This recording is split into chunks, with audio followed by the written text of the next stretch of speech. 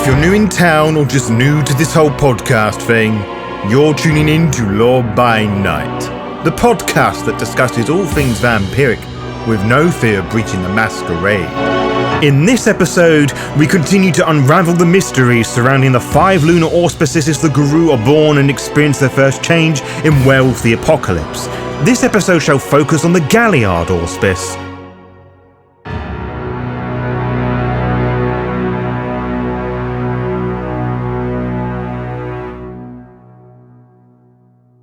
You were born under a particular sign of the moon, as was your first change. Depending on who in the nation you ask, the moon in which you experienced your first change or were born defined your auspice. You have always felt the comfort of Luna, sister of Gaia, and valued her guidance, whether she shines fully on you or hides in darkness. The term auspice holds many meanings for the Garou. It encompasses their personality traits, attitudes, interests, and pack duties. Each auspice is significant and essential, as no werewolf can fulfill all roles. When a pack includes diverse auspices, it becomes stronger as a collective. Moreover, the inner rage of a werewolf also depends on their auspice. When young werewolves begin their training, they study with an elder of the same auspice to learn specific gifts and their roles in werewolf society.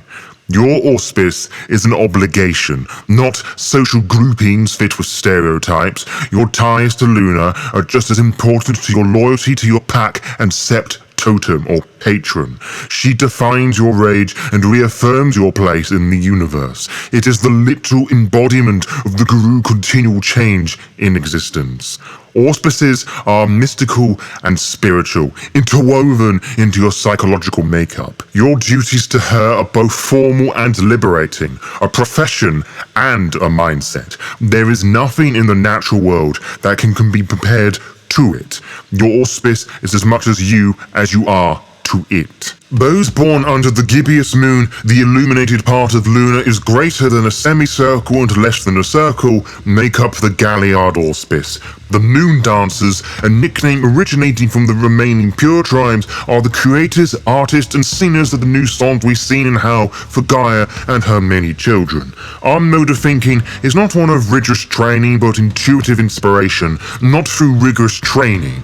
Luna inspires us through battle and our moods. We are the poets, bards, dancers, storytellers, and more incarnate, keeping the traditions of the crew alive. We pass on the lore from the generation to generation, rousing the rage of packs from self-pity to revenge, beating the drums in revolution and war, and should be the title of leader be passed upon us. When the calms before the next storm approaches, we will lament those who have fallen, though we must remember to recount and honor the deeds of bravery, wisdom, honor, and glory of our packmates, making sure all those are properly honored. Those born under the waning moon orient themselves towards the darkness within, singing songs of war and chaos, whilst those of the waxing moon focus more towards happiness and joy. I'll leave it to you to work out which one I fall under, cub. Our role within packs and the Garou Nation as a whole is a difficult one to balance. We are more than glorified storytellers, but lawkeepers. As our culture is spaked in oral tradition, we are vital to the nation. Tales should have lessons one can learn from, which means understanding the natures and stories of the tribes and auspices outside of our own. In many ways, the Krynos-born Galliards fits well with this auspice, as they grow up with these tales, our lore and warning, so when the first change comes, they are several paces ahead of everyone else. Given what they are, rare is it for a Krynos-born to rise to the ranks of leader or frontline fighter during a war, but more a trusted advisory role, which again is difficult for such a Garou. An oxymoron of Garou culture does not easily motivate and inspire. That said, I met a few Krynos-born Galliards who incorporate self-deprecating humor into their tales. As the Theurges bargain and converse with spirits, it is often down to us to converse with mortals and other denizens of the world, despite our greater rage than other auspices. Our rage, remember, is bested only by the Arun, the warriors, but aren't all Garou warriors of Gaia. Yes, and we all have our part to play, guided by lunar, but we are not always so diverse. When they're thinking of humans, the concept of boredom exists to us, so different Garou changed how they hunt. The runts were cunning, playing their tricks under the new moon. Those who say things under the crescent moon are not always visible to us. Learning these hidden spirits could teach us things. The half moons understand the balance in things, how to give and take. Under the full moon, the full warrior is seen by all, conduits of rage and justice. Gibbous is a bit more difficult to sum up in such a short poetic phrase. We are the midway point between balance and attention to detail that make up the Philodox, and the passionate rage that are the Arun cousins. In plainer terms, we understand the importance of law and order, but yearn for the hunt. We are torn, longing for completeness, unable to have and thus achieve everything. We sing for about the things that we cannot have, teaching valuable lessons and inspiring hope to all those who are wise enough to listen. Our talents are diverse and incredibly demanding, which is why the gifts Lunar gives us reflect this. To those looking in, our purpose can seem a bit vague, so allow me to cement some of the facts for you. Glory and wisdom are the two forms of renown most vital to this auspice, with glory being slightly more prominent. Mastering this Galliard Auspice, if such a concept truly exists, can take a very long time, as we are entrusted with the endless task of gathering and protecting knowledge. A high-ranking Galliard is especially remarkable, not only for their renown and experience, but also for their exceptional social skills and charismatic presence. Ideal sept positions for these bards include Master of the Howl, Tale Singer, and Gatekeeper. They are most likely to perform rites of death and rites of renown. We are there to inspire the correct emotions for their right portions, of the mood. This should make plenty of sense to you, but I want to reinforce that our stories are pointless if the right lesson is not learned. You elicit feelings and emotions, things that stick around for years to come, not a knee-jerk reaction or a forceful jerk at the heartstrings you get from watching a Hollywood blockbuster. That's not storytelling, that's manipulation, and honor is not found with such cheap tactics. Manipulation does not keep tradition alive, it teaches the young to be weak, and we cannot afford to be weak when the world is being slaughtered for the quick gain of money, laundering sycophants who eject themselves to the moon when all they get's too fucking much. Sure, if you ask 3 people to tell the same story, you're going to hear it 4 different ways, but the truth and lesson from it should be there. We cannot hope to help the young if there is no trust. The honor we give the dead, celebrating who they are, runs hollow if there's no truth to our deeds. And when I say celebrating who they were, I mean this literally. You may think your human funeral ceremonies celebrate the dead, but they are dressed in a way to help the humans grieve. The lack the celebratory aspects of our kind. The role of Galliard develops as they grow in rank. Assuming they don't fill in the roles within a sept, many wander, not just to fill in the gaps of their knowledge of the tales they've heard many times before, but to experience them, or as close equivalents as they can, in the flesh. You begin to see patterns, understand how stories are told, and how you live through them, which is different than being the star of one's own film. It is important not to fall into this trap, because the Galliard can easily lose touch with reality, and I don't just talk about a sense of arrogance at the telling of the tale, but planning attacks, ambushes, and expecting enemies to behave as the Galliard wants them to, which is a very dangerous mindset to slip into. To that end, you will find a Galliard wishing to ascend in rank made to challenge Garou of other auspices, to get them to think outside the box, as you Hobbits say. It also means you have to become acquainted with the Umbra as well, to open your senses, put your toes in the land and give them a good little wiggle. Within a pack, they are the ones making sure the pack is doing what they should be, serving as good beaters and alpha Arun.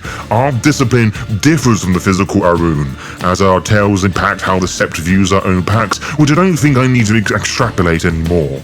Not many Galliards would manipulate their pack in such a negative context, at least without some consequences matching the dishonor. We are the chosen representatives of a sept to inspire or dismiss action, whereas the Philodox wolves are the voices to implore during times of peace. Again, this can only work because of trust, but also possessing the skills to communicate effectively, but also having your wits about you, these tales yourself. Lead for example, not just be the idea person. Homids have many ideas and thoughts buzzing around, but Galliard homids remember a lot, acting as a great confidant, which is said to change when the curse begins to take hold and others start to avoid them. This change comes with the first change when there is some relief with the Galliard, knowing there is some grander reason why the mortal friends became so avoiding. That is, once the trauma of everything else seeps away. When training begins, they soak up the legends like a dry sponge. For lupus Galliards, such as myself, we have a more natural, greater memory for some of these instinctual life lessons that can and will be repeated, where it is dangerous to go, when the banks of the rivers flood, etc. and so forth. We can keep others in line pretty quickly, and we transition to the midway point between the wolf heart and the human mind faster, or easier, depending on who you ask. Like the Crinosaur, we are quick to pick up human languages quickly. We are also some of the best speakers of the Garou, for that is how most of our tales are told, or at least all the good ones are. Lupus Galliards tend to exhibit only minor differences from ordinary wolf pups. They play, learn, and experience life alongside their littermates just as any other wolf. The number of Galliards who disperse compared to those who remain within their packs is roughly equal. Their reasons for staying or leaving vary from a desire to explore new horizons away from the pack to wish to deepen their understanding of family bonds. When most homids think of lupus Galliards, they immediately envision howling. Indeed, howling is the most innate form of expression for lupus. Well done, give yourself a pat on the back. As Galliards master the diverse howls of the Garou, they push the boundaries of human language with essence and emotion. What they can convey through a howl is often lost in human speech. However, the wolves of the Gibbous moon are not limited to their voices alone. They frequently express their auspice through movement and shadow play. Observing a silent lupus narrate a story by dancing in the firelight serves as a powerful reminder that sound is not always necessary. Beyond storytelling, lupus Galliards play a role distinct from their homid counterparts. While homids immerse themselves in tales of the past and preserve ancient traditions, lupus focus on the future. It is well known among the Garou that most seers are Galliards, but it is less recognized that most seers within the Galliards are lupus. As a lupus born under the Gibbous moon gazes into the future, Luna grants them visions and prophecies. Luna understands that her wolves have little use for distant history and instead provides them with insights into what lies ahead. Regardless of your breed, we all have a respect for history and an interest in stories, as well as a knack for telling them, regardless of breed. Galliards tend to have similar rites of passage, that is, if you exclude each tribe and present to their cub. We have a story to tell, but it is often involves finding it by learning by doing, but can also be an adaptability or cunning test, teaching that you cannot lose your head in the most stressful scenarios, as the Garou seek you for inspiration. Depending on the tribe, you are tested on diplomacy and combat, such as my own, but a rite of passage for a Galliard should also test their memory and skill, so you could tell a story and make it sound good. The Galliard is an auspice of heritage, constantly looking to the past and future. We are the record keepers of the Garou, traveling the world to learn and create new tales. We preserve stories in the Garou tongue, a skill respected by the Garou nation. Moon dancers seek old stories not just to add to their repertoire, but hoping to find knowledge that could lead to the worm's defeat and secure their place in legend. Galliard Garou is the most passionate of their kind, howling their stories to the night sky. With boundless energy, a Galliard can lift their pack from lethargy or depression and push them to achieve grand glories. They must know their pack deeply, understanding their goals and aspirations. A Galliard's fortunes are deeply tied to their packs. A teacher needs students, and a storyteller needs an audience. Without a pack, a Galliard becomes a lonely figure. Detractors might see Galliards as glory seekers, but each finds their own path, driven by deep feelings for their pack and sept. What sings in a Galliard's heart? Only they can decide. Each werewolf holds something dear that keeps them going when the fight against the worm seems bleak.